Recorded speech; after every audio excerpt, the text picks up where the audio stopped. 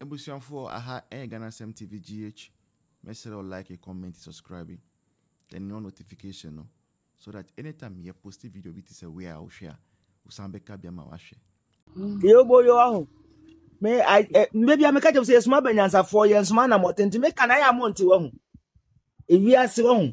Nipa na dwene mu do. Okasa umfiri ni kasem.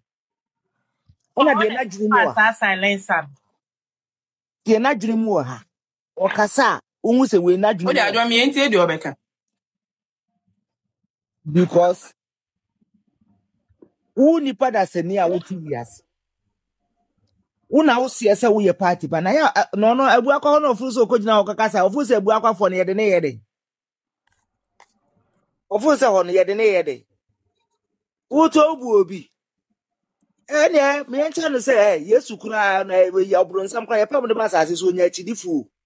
It is said to be obenya bi numa ye ne yedum no me so no de me sempa ya me bo. Se Awurade mo ne ho ban.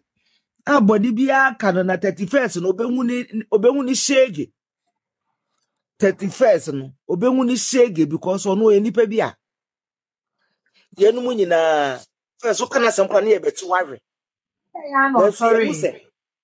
Ono party no ondo party. Me be sorry ako. Ano aye na dwe se wo ye nipa mu chiti. Na wale ni so no ti dede kakra no. Adwa no so O ye nipa mu chiti mu. Baby obedu bia ofuso du ba bia. Okoka asema me na so ahun se ewiase nipa me se wadwene mu ha. Wo jina ba bi na wo kasa. Ye wo ka no ofu se wo ka asempa o. Enso na asema na wo ka ni nyina no. Enta asomu. Because I na akojina na akoka na minority for. Hey, asem we je me eyipa o. Wo ba bia wo free no mo ye majority. That's how ye ka no dia. Aya wo ka. On ka say e fa ni say.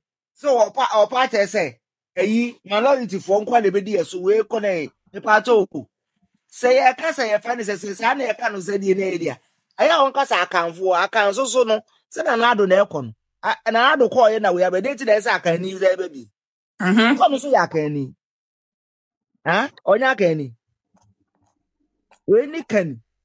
Wo de time bia wo bie wa no a asem a emfa ayi ana asem no kan ono a wonte ase Alhaji Bawumi anam wo na mo onum se enipa woni mu delegates for mama money na wo what is mighty minority no so can be keke generation bia no any leader Nyankopon yi ne ba generation bia any leader Nyankopon yi ne ba Usha Alhaji Bawumi asa abre ye wo digital world dia eviase nyina ada ne ye nem hwe enne nkrofo ma we ade simple thing we mesi krom aye we ube nwa de obeti ne se we wakọ recruitment aba wakọ wakọ training wa bafi wo hu mpo se obi gina bonten to ye obi gina baby ye de aden we simple thing we mutimi am nkrofo ma wusan se monam ho no mu a mudi ye etumi amobepe sacrifice ye fa ne se enu amokotu ye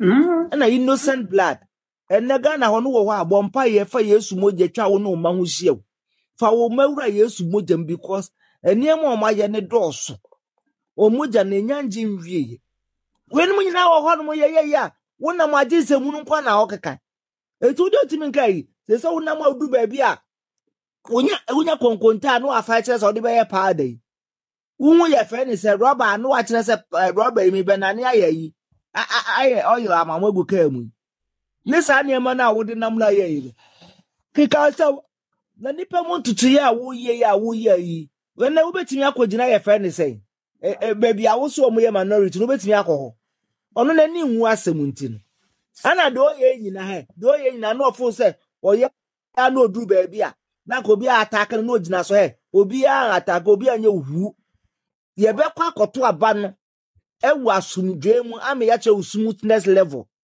wana aka se obehu bread fu ebre ne so a so na ne kai obehu bread fu sanse wo ye pani na wo ho no ma fa wano kansem pa kansem aka nipa bom enye babia beduru bia no na ebi no ma supply for say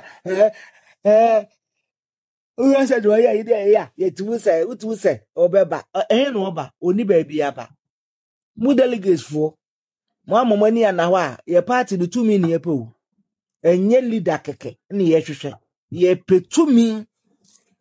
Enti no mo kwa akoto aba no woni pakroma ndwe wafu nkwa mo delegates for na mo sori a mo de mo sori a mo di mafu ene nam ene wutimi nto TV ni ayi fridge nsi dem a wo twa so obi mra na fa wafu kodi ne di ni park nyina aboro no mo ndwene o man ne ho kane na mo nya mafu sam na mo ye ya bose ye kokoo obre ni mo kokoo obre no ewi as kokoo no so wutu no wando kokoo na watimi ante a as a peanut na de bre won ubedi ne na ahin na asa aya nwere daache ni enya enenko ano de bia de ebedi ne ne eno ho ne yadwene se mo amomani ana ho no mo akoto abapa ni ya nyi ni papa ana dwene mu do na mo kofa yo boyo we di a ene ndisi fo no omo so mo de ayipe no mo hi pen drive any speakers nso so de baby omo headquarters ni sino ehwo na building speakers nti ehwo de ene omo di simu no ane say gbang no omo de sin ti mumamani na ho ene wiase no adane enye dokono ni meko ni ye fe ni sen ensemu no keka wo wiase na adane moti de kacha mu no emma mo ntana Ghana de bia na yeti ABC mu na nka ye common recruitment keke it's a screen no say omo ye na etimi kum nipa be ye nwotwe ade nti mu de ye nsesa say e wiase dane no ye na ye we de atete kwa asam no a na moto na mohwe he delegates fuwe ye de ye ka kire mu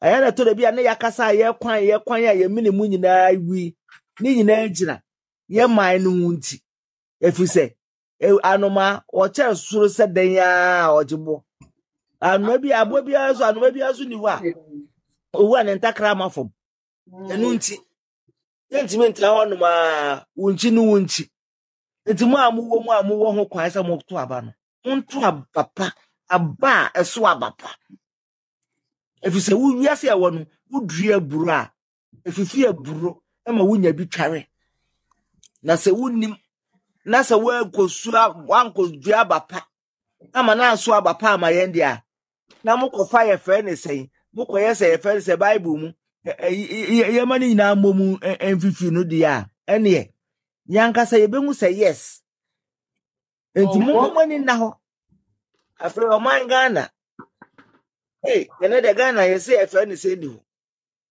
And asofo ni ho. Na obi ahudi. Ale de oba ni bu na ye di say. Ajina no obi ehu. You say the Ghana me sure say me say and this almost had the padlock ke say pa to Ghana fo ano asofo no ya to mo no mu krado. Mo na mo sare na ana e fe ni say ho ahwa ye fe ni say. Ana we nye Peter ni na we sanse mu na mo kan so mahu afede mo nkasa mo nkasa jise mu okuru nu enne mo nyina ho anwan afo journalist fo a ene ye discard on ye twama mu dinti enne mo ntimi nkasa galamse ho mo ntimi nya hwe enne mo asofo a mo di mo fuko gushe nkomhye tro enne mo so mo ntimi nkasa ana ye sesa mo class na asofo se mo nyi ano nye nwuhwe mesi nyankopon akatua nyame akatua ba nka obi double na end this voice so mu se nyame akatua na ebehwe ade bia mu ye gukom bia na yi omo shabamba ben e na fe oka no kre wo parliament obi di akohwe oyi ni to no sisi omo nyina omo suro omo ehu nti ebinu ma start e ka no kre se ade ne de wo nka no kra mesi ade na ba ayi nyankopon wo so wo ye na dwuma wo ye di say boko na basintali mo so aye de wanya stroke basintali na stroke na ho de netna se twa alaji ba wumi enku nim di na ko man me se mpa ye de wo bompa ye se otamfo kra menya mi nku no se nya mi nku na wo di nya na sente me de nyankopon ba bi oda bi a wonsa ne yare nyari preko One can one say. Yeah, no akasa. Ebia ne yare da wo emu no nyame beda niema bebre no so de a wotimi aka bi a kire nipa hu say eh na de me ye de na me fu say me ye atia me nua de na me fu say me ye atia obi ama na ye ne eno na me manya so asotwe Erade nku no Erade nsa ne yare so wo yare ampa Erade ye bompa ye ma usha yeah usha ma say wo bewu yeah wo betina se wo hunya akopon ne kese me nua no man pipi4 anopa me chia mo minim se mo doye yenso ye dom ye doye ho a ye nya chi MPP4 ni bi hu video mo ni je omo like ya damasese mo like na mo share na mo comment yankopon hira mo by obitimi nam so do wonti otimi ko video mo nyina no wa like video ni nyina mo yesa TikTok beje ohima Juliana saa no mo ye amanfo kom no mo like videos saa every day no mo jeye yan mo fo nso saa report kan ho e no mo jeye mesre mo yankopon adom ma biewe ama mwadawroma ekonanim wodi me ye video ni tuma first one na ma ya tum no I like hu fofora ba be ko video ni mo nyina TikTok for de omo nya papa ombeje yesre mo ye domo na mo so mo doye ye hu mo dia ye like ye share comment the same thing na mo ye mayen ba ya me ko video ni nyina mu en like ni nyina na me sorry obi like me videos ni nyina sitire oyesa ombeje yesre mo ye domo ate mo so mo doye Yankopon hira mo pa na ne me kan se abatan na mo mawuo no mo nje wo bi ayi nipa ba ko bia wo ba wuo bi age 10 billion enye easy se obewo aboso me nkono menyem ahu bla me bele no me dafa ko sa 3 months me dafa ko sa boso me miensa me ku ne fami dwale me ntimi mebubu na bewa ma obedu sa age no menyem me mobro no me che asori dem okula abewa ma obedu sei obi timenyem do se won tehwe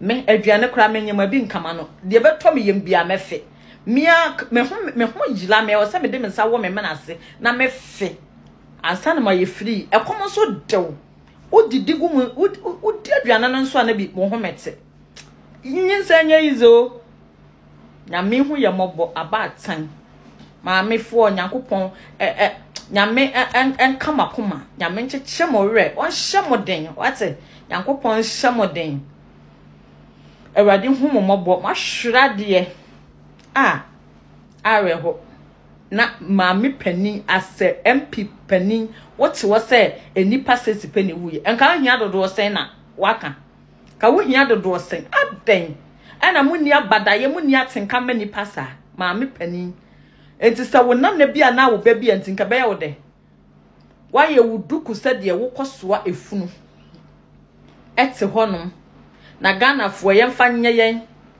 Alhaji Mahmood Bawumiaje digita mo se mo mpe enkokon ketenkete enam yese ya lanche nkokọ na wo hini mua ekula akokọ me akokọ metimi ami fio enso me se me mpa omo bom me nkokọ omo sent no kre bom me se me nya akokọ bi awura me fie a ena Julie wo ya akokọ a me se me mpe me fie be bom me mpa akokọ na makwa akosan la akwaji akokọ ma sheda san la akoto aba ma akokọ ba ko 65 cedi na pad mpo ya de ma ye se hwe pad ba ko o de ma ye na akokọ chese adechia ye be sorry adechia Ghana debia Ghana 2025 Yankopon hu ye mobo no hye de na ye se de ye beba de ye bedwane Erade hu ye mobo wate show hwani monyam wo Ghana fo so ne ye mobo sesi ade atoba ha Erade ye mobo siri tachiro se Ghana die yemfa ya dwene ma wu Yankopon ne emfa ma wo kyena ana se ye beso mo skura na se ye bo odi a wodi ne ye bebo na emom nya de wo Awurade wo pe no ana ye beye efi se ya fo ye ho adwene wie enti o man ye tise no onyamensa wo mbim Ghana we are doomed said the name nuanom bi ka no beduru ukuada wonim so okoto aba ma NDC a bompaye ebi se wo tam wo wiase we ne so ema Minia, medase, medmanu besia. Na membe wienu. Dr. Mahmoud Bawumia, order number 3. Said the bia mekano. Semu po. Me say, onyame bema fish segu po emu adani nipa aba beto aba ama 2028. Dr. Mahmoud Bawumia baba be president of Ghana. Now whosoever called himself say man of God, obey papa we at this moment no, obey be wano akeke nsem dia fa no no. Yeah, you would die. One day you be perish. Obey kadem, obey buguo. If you say nyame ahoro no ho, wodi ni kosie die si 2024 no nyame pese obi enema bi so adi kire no. Papa no won kasa, ewiase nipa bia won kasa bia no, ohome. Da se wo yo badwen ba. So who Dr. Mahmoud Bawumia na hwe nanim a utimu sa asem papa bi da ditirim. Na mom onka na 70 no. Na nipa elkika nsem bia de fa no ho. Nanso onyame ahoro no. Wayi no e ama wo man Ghana. No weapon that has been formed against him shall prosper in the name of Jesus Christ. According to Isaiah chapter 54 verse 17. I'm repeating. I said no weapon that has been formed against Dr. Mahmoud Bawumia will prosper. According to the word of God. Na onyame ebe manifest. Ama nipa nyina hunu. Na da Dr. Mahmoud Bawumia ebe sofrem esai e wo man Ghana no. Ewiase menya ebe to wo man Ghana nka. Medam anu ase. Medam anu ya. Nana wonso a wudi agoremu ayi wudi animo no. Mempa ya mema se onyankopon ma akokuduro die mu oduro. Amen. Bia woti ba bi wo bo epobone afa wo wo ne wo yire ne wo ma ana wo busu biara no. Osuru hine ja nyankopon Yesu Kristo mo ja de se konkunu a eso o Calvary ema asase mu pa no. Onyame ema sa emoja ni bi onkani pakro na so betimi astande. Amen. Onyame nka ho no mo waduma en flourish. Amen. Ana na kwa mbo pa ye. Amen. Amen. Yankopon inshiro, Yankopon so enya wo so kese dama. Amen. Aw. Amen. Be smooth. It is a but we will stand up to the challenge.